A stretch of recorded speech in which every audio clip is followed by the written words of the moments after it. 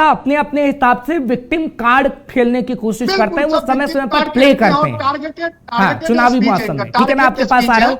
राजू चंदेल जी मेरे साथ जुड़े हुए हैं, फिर मैं आपके पास आता हूं। बीजेपी के लीडर है राजू जी, आपका स्वागत कर रहा हूं अगर मेरी आवाज आप तक पहुंच रही है। राजू जी, क्या कहेंगे? कांग्रेस ये कह रही है कि आप सनातन धर्म को बेच रहे हैं। दिग्विजय सिंह का बयान भारत जोड़ो यात्रा के दौरान आता है और वो कह रहे हैं कि सनातन धर्म को आरएसएस और बीजेपी ने बेचने का काम किया है। कपिल सिब्बल का भी बयान सामने आया है, जब आरएसएस के प्रमुख मोहन भागवत की तरफ से बयान दिया गया कि देश के अंदर मुसलमानों को डरने की जरूरत नहीं है, उनका हक बराबर है, लेकिन बड़ बोले पन को छोड़ना होगा। आपका पहला कमेंट। देखिए ये धर्म का बेचने का काम तो शुरू से राजनीति टोपियां जो पहनाते आए हैं कांग्रेस के लोग ही आए हैं। भाजपा ने कभी भी धर्म का दुरुपयोग नहीं किया, कभी भी धर्म को नहीं बेचा। और भागवत जी ने जो कहा है, उनका जो कथन है बिल्कुल सत्य है। मुसलमानों को यह पूरी स्वतंत्रता है, उनके बड़े भाई हिंदू हैं। मैं आपको बताता हूँ, सनातन धर्म से ही हिंदुस्तान में रह रहे जो मुसलमान हैं हमारे भाई, उनकी उत्पत्ति हुई है और उन्हें घबराने की जरूरत है। जितना सुरक्षित मुसलमान हिंदुस्तान के अंदर है, मैं कहता हूँ किसी मुल्क में नहीं है। आप पड़ोसी मुल्कों में देख लीजिए, चाइना और पाकिस्तान में किस कदर उनकी दुर्गति हो रही है। आज हम कहते हैं कि मदरसों की जगह अत्याधुनिक स्कूल होने चाहिए, उनकी शिक्षा को बढ़ावा दिया जाना चाहिए। तो क्या बुरी बात है? आज हर बात को कांग्रेस धर्म से जोड़ करके देखती है। नहीं, दिग्विजय सिंह तो ये भी कह रहे हैं कि मदरसों में जाना आरएसएस प्रमुख की मजबूरी हो गई है, क्योंकि बीजेपी को वोट कहां से मिलेगा? फिर बीजेपी को अल्पसंख्यकों का भी वोट चाहिए, इसलिए बीजेपी मदरसों में भी जा रही है। आरएसएस के बयान के बाद कहा गया ये। मैं आपको बता देना चाहता हूं, मुसलमानों को सबसे ज्यादा 70-75 साल से गुमराह कांग्रेस करती आई है। इनको टोपी पहना करके इनको गुमराह किया, इनकी शिक्षा पर ध्यान नहीं दिया। आज जब भारतीय जनता पार्टी संघ चाहता है कि मुसलमान तरक्की करे इस देश का, आज जितना स्वतंत्र मुसलमान हिंदुस्तान के अंदर है, इज्जत की रोटी खा रहा है, कांग्रेस के टाइम में सिर्फ ये वोट बैंक ही बनकर के रह गया था। इन्हें सिर्फ वोट बैंक के लिए इस्तेमाल किया गया। भारतीय जनता पार्टी वोट की खातिर राजनीति नहीं करती, ना इस्तेमाल करती है, उन्हें उनका बराबर का हक देना चाहती है। इनको मिर्च लग रही है। इन्होंने पूरे 70-75 साल भारतीय जनता पार्टी आज इनको अच्छे रास्ता दिखा रही है। इन्होंने यूज किया वोट बैंक के लिए। भारतीय जनता पार्टी कतई भी वोट बैंक के लिए कार्य करने के लिए इनको मिर्च लग रही है कि आज तमाम मुसलमान नरेंद्र मोदी जी को चाह रहा है, भारतीय जनता पार्टी की तरफ जा रहा है, इनको मिर्ची। लेकिन राजू चंदेल जी, कांग्रेस से भी सवाल खड़े कर रही है कि अगर आप धर्म की राजनीति नहीं करते हैं तो फिर क्यों उत्तर प्रदेश के अंदर 80-20 का फॉर्मूला देते हैं? आखिर क्यों असम के मुख्यमंत्री कहते हैं कि राहुल गांधी की दाढ़ी सद्दाम हुसैन जैसी हो गई है? क्यों बताने की कोशिश की जाती है कि मुसलमानों का धर्रा अलग है, हिंदुओं का धर्रा अलग है? देखिए, मैंने उनका बयान नहीं सुना है, क्या बयान है मैं इंतजार नहीं रखता, लेकिन कुछ लोग देख रहे हैं, ये लोग खुद आज भोले बाबा की शरण में जा रहे हैं, राम की शरण में जा रहे हैं, आशीर्वाद ले रहे हैं। हमारे संघ के नेताओं ने इनकी यात्रा का समर्थन किया। अरे कम से कम 75-70 साल बाद कोई आदमी भारत जोड़ने की बात कर रहा है। अरे भारत को इन्होंने से पहले नहीं जोड़ा गया। अगर जोड़ते राहुल गांधी तो मैं कहता हूँ कि इनको पीओके को जोड़ना चाहिए था, अक्साई चीन को जोड़ना चाहिए था। वो जोड़ के दिखाए, इनके अंदर हिम्मत नहीं है। भारत तो मैं कह रहा हूं, अखंड भारत का जो सपना हमारे पूर्वजों ने देखा है उसको जोड़ के दिखाए। ठीक है, संदीप जी मेरे साथ जुड़ गए हैं, कांग्रेस के लीडर है। संदीप जी, आपका बहुत बहुत स्वागत कर रहा हूं मुद्दे की बात में। अगर मेरी आवाज आप तक मिल रही है, आपकी तरफ से, कांग्रेस की तरफ से कहा गया आरएसएस के बयान के बाद कि बीजेपी हिंदू धर्म या फिर सनातन धर्म को बेचने की कोशिश कर रही है। मोहन भागवत का बयान तो आपने भी सुना होगा, कपिल सिब्बल का इस पर बयान आया है और ये भी कहा जा रहा है राजू चंदेल की तरफ से कि वो काम आपने किया है, खंड खंड भारत को कर दिया, अखंड भारत को आप लोगों की वजह से ये हुआ। ये भाजपा के लोग और आरएसएस के लोग चाहते थे कि जिन्ना जी जो है इस देश के पहले प्रधानमंत्री बने, और इनकी जो है इच्छा नहीं पूरी हो पाई है। उस इच्छा को पूरा करने के लिए ये लोग लगे हुए, संघर्षरत हुए हैं, और जो है हमारी शुभकामनाएं इनके साथ में है। और रही बात अभी आपने अखंड भारत की बात की, तो टू नेशन थ्योरी किसने दी, ये इतिहास का विषय है। ये यही कट्टरपंथी यही जो है देश विरोधी लोग थे, जो आज इस तरीके की बात कर रहे हैं। उस समय भी यही लोग बात कर रहे हैं, दूसरा कोई नहीं कर रहा था। अब मोहन भागवत जी कह रहे हैं कि मुस्लिम जो है सेकंड दर्जे का नागरिक है। आप समझिए छोटे भाई का मतलब क्या हुआ? सब बराबर है यहाँ, छोटे बड़े की बात कहां से आ गई? भाई इंसान होता है, चाहे वह हिंदू हो चाहे मुस्लिम हो। मतलब बीजेपी में जिस तरीके से शहनवाज हुसैन और मुख्तार अंसारी के साथ मुख्तार अब्बास नकवी जी के साथ जिस तरीके से व्यवहार किया जाता है, या एमजे अकबर, नब्जा अब्दुल्ला, बहुत सारे जो मुस्लिम नेता इनके यहाँ हैं, जिस तरीके से आप भी तो अल्पसंख्यकों की बात नहीं करते। राहुल गांधी तपस्वी और पुजारी की बात करते हैं, राहुल गांधी कौरव और पांडव की बात करते हैं। कहां मुसलमानों की बात की है, कहां अल्पसंख्यकों की बात की है? संदीप जी देखिए स्पेशली मेरा रिलीजन, अगर मेरी आप बात करेंगे, मैं एक ब्राह्मण हूं। अगर अपने रिलीजन की बात करूंगा, अगर मैं जहां पैदा हुआ हूं उसकी बात करूंगा, तो मैं ब्राह्मण हूं, बाई बर्थ हूं। अब उसके लिए मैं क्या कर सकता हूं? वो तो मैं रहूंगा ना, उसकी बात जाहिर सी बात है करूंगा। लेकिन अगर आप अब्दुल्ला जी बात कर रहे हैं, हर्ष जी अगर आप बात कर रहे हैं अपने धर्म की, या कोई अब्दुल्ला भाई हमारा अपने धर्म की बात कर रहा है, तो मैं ये कहूँ नहीं तुम दूसरे नंबर वाले हो, आप बात नहीं कर सकते हो। ये नहीं होना चाहिए। आज यही भारतीय जनता पार्टी और आरएसएस के लोग यही आप मुसलमानों को 7वें नंबर पर रख रहे हैं। मैं बताऊं कैसे? राजू जी नहीं हाँ। मैं ये हम बराबरी में रख रहे हैं। कैसे बराबरी में रख रहे हैं? गेम में पढ़ना ही नहीं चाहते।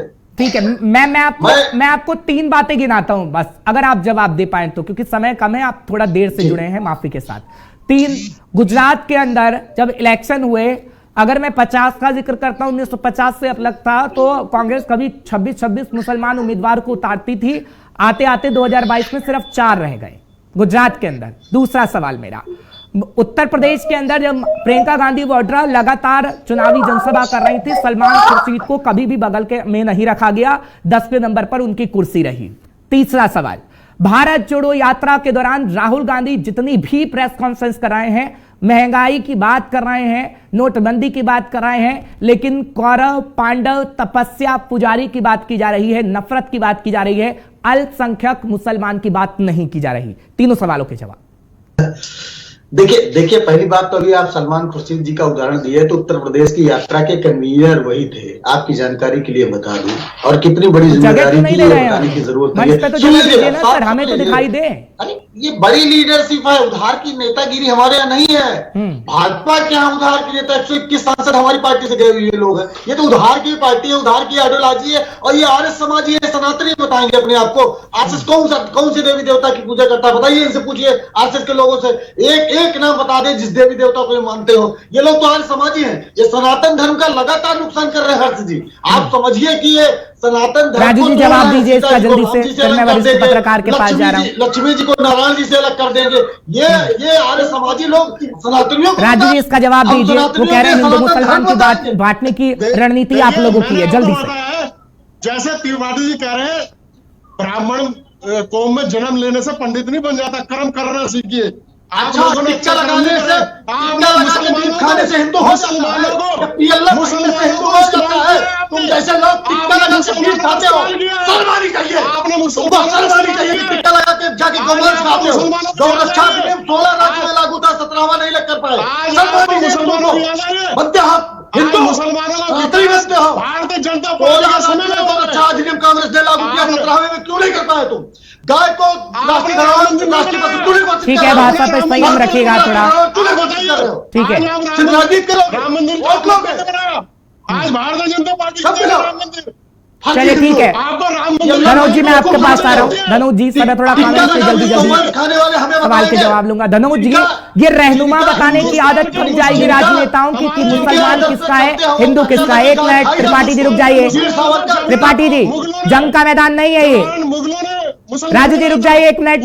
जंग का मैदान नहीं है ये, टीवी डिबेट है। जनता को समझाना चाह रहे हैं सर हम। जनता जवाब देगी फिर आप दोनों को। धनोज जी रहनुमा क्यों बनाया जाता है? देखिए सोचने वाली बात यह है, राजनीति में हमारे देश में लोकतंत्र है और लोकतंत्र में जनता जिसको वोट देती है उसकी सरकार बनती है। चाहे आप जो भी डायलॉग आप एक्सप्रेस करते हो, वो डायलॉग को जनता पिक करती है। का है अभी संदीप मनोज जी, मैं सुन रहा था संदीप त्रिपाठी जी ने सुनिए, अभी संदीप त्रिपाठी जी ने कहा कि मैं बाय बर्थ ब्राह्मण हूँ। हमारे देश में पता है मुस्लिम के बच्चे को मुस्लिम ही कहा जाता है, हिंदू के बच्चे को हिंदू ही कहा जाता है। धर्म परिवर्तन करने वाले लोग को जो है क्या कहता आपको भी पता है। लेकिन बात हो रही इन तीनों बयान का। अगर मान लीजिए हिंदुस्तान को हिंदुस्तान रहना चाहिए, तो बुराई क्या है? मैंने कहा ना कि ये लोग समय समय पर अपने अपने बयान देते हैं। धनोज जी, आप ये कह रहे हैं कि लोगों को भड़काने का काम राजनेता करते हैं, आप ये कह रहे हैं ना? समय समय पर वो तो चलता ही है। हाँ, त्रिपाठी जी जवाब दीजिए, जवाब दीजिए त्रिपाठी जी। मैं कुछ उदाहरण आपके सामने रख देता हूं। त्रिपाठी जी, 1 मिनट समय कम है। त्रिपाठी जी, बीएचयू की परीक्षा में बीफ पर सवाल पर कांग्रेस जमीन पर उतर गई। कर्नाटक में राशन कार्ड पर जीसस की तस्वीर को लेकर कांग्रेस में लोगों के बीच पहुंचा गया। फिल्म में रावण हनुमान के मुगल लुक को लेकर भी बीजेपी और कांग्रेस आमने सामने आ गई। छोटी छोटी बातों पर कांग्रेस का इस तरीके से हवा देना, लोगों को भड़काना कितना सही है? धनोज जी, पहली बात तो भारत, सुन लीजिए हर्ष जी, भारत जोड़ो यात्रा से आरएसएस और बीजेपी बुरी तरह घबराई हुई है। इन्हें पता चल गया है कि हमारी दुकान अब नहीं चलने वाली है और इनका चेहरा खुल गया। ये आर्य समाजी लोग राम जी का मंदिर बन रहा है, जिन्होंने राम मंदिर की लड़ाई लड़ी, जिन्होंने पूरा मुकदमा लड़ा, जिन्होंने अपना पूरा जीवन दे दिया, उसमें ट्रस्टी नहीं बने। चंपत राय को ट्रस्टी बनाए हैं, कौन से आधार पर बनाए हैं बताइए? उन्होंने क्या किया? भगवान राम जी के लिए क्या किया? सनातन धर्म के लिए क्या किया? जो क्या पंडित पुजारी मर गए थे, क्या साधु सन्यासी दुनिया में? 1 मिनट, भाषा पे संयम रखिए सर। कांग्रेस ने कब बात करी फिर राम मंदिर की? अभी कांग्रेस क्यों बात कर रही है? भारत जोड़ो यात्रा आप कह रहे हैं कि भारत को जोड़ने का हम काम कर रहे हैं, तो क्यों नहीं आप सियासी बयानबाजी से पीछे हटते हैं? राहुल गांधी को सियासी बयानबाजी देने की क्या जरूरत है? जब आप कह रहे हैं कि लोगों के बीच हम पहुंच रहे हैं, भारत जोड़ो यात्रा कर रहे हैं, तो सियासत ही कर रहे हैं सर आप। राहुल गांधी सियासी नेता है या नहीं है? देखिए, आज जो भारत जोड़ो यात्रा है वो सामाजिक आंदोलन है और ये आंदोलन इन्हीं जैसे लोगों का चेहरा एक्सपोज करने के तो लिए। राजनीतिक परिभाषा तो आप ही गढ़ रहे हैं ना सर? सुन लीजिए, राजनीतिक परिभाषा आप ही गढ़ रहे हैं। अच्छा ये बताइए, टी शर्ट पर किसने आक्षेप लगाया? जूते पर किसने आक्षेप लगाया? इनर पहनते हैं कि नहीं पहनते हैं, किसने आक्षेप? राजू जी की आवाज दीजिएगा जरा। राजू जी जवाब दीजिए इसका। जो भारत जोड़ो यात्रा से घबरा गए हैं त्रिपाठी जी, 2024 में भारत छोड़ो यात्रा शुरू करना आप लोग। अच्छा, भारत जोड़ो नहीं, भारत जोड़ के भारतीय जनता पार्टी दिखाएगी, पीओके को लेके आएंगे, अक्षय चीन को लेके आएंगे। जो काम आपने नहीं किया वो काम भारतीय जनता पार्टी करेगी। आप भारत छोड़ो यात्रा नहीं करने देंगे। हम सनातनी और समाजियों को सनातन धर्म पे कब्जा नहीं करने देंगे। छोड़िए, सनातन धर्म के आप बीफ खाने वाले सनातन धर्म का आपने आज तक कुछ नहीं किया। सनातन धर्म के लिए आपने कुछ नहीं किया। सनातन धर्म के लिए कि ये पूरा लगा कर रहे हैं। आप देखिए, ये देश की जनता है, ये जानती है कि सनातन एक एक करके बोलिए, जनता को समझ में आएगा। ताकि 2024 में चलिए ठीक है, 1 मिनट संदीप जी मैं आपके पास बताऊं। राजू जी रुक जाइए राजू जी, ऐसे समझ में नहीं आएगा लोगों को। ठीक है ठीक है। त्रिपाठी जी, 2024 में तो आप कह चुके हैं कि राहुल गांधी नहीं होंगे प्रधानमंत्री उम्मीदवार, वो तो बयान आ चुका है कांग्रेस का।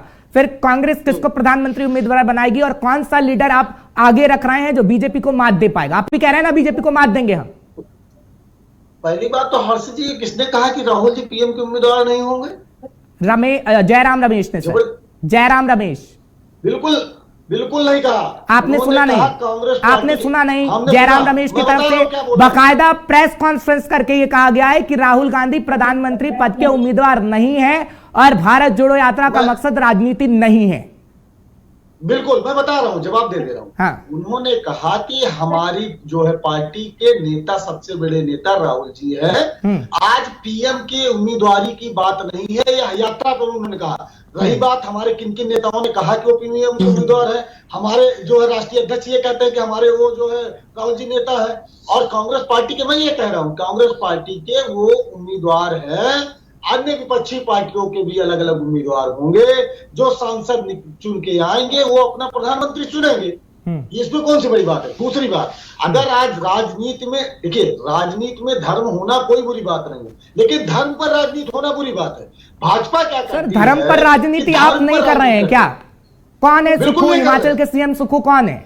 हिमाचल के अंदर कितनी बार सीएम कौन रहा? मैं राजपूत का जिक्र करूं, ब्राह्मण का जिक्र करूं, फिर आप कहेंगे कि हम धर्म की बात कर रहे हैं। मैं जवाब दे देता हूँ, इसका भी जवाब दे देता हूँ। कांग्रेस आज जो है पूरे भारतवर्ष में एक भी ब्राह्मण मुख्यमंत्री नहीं है।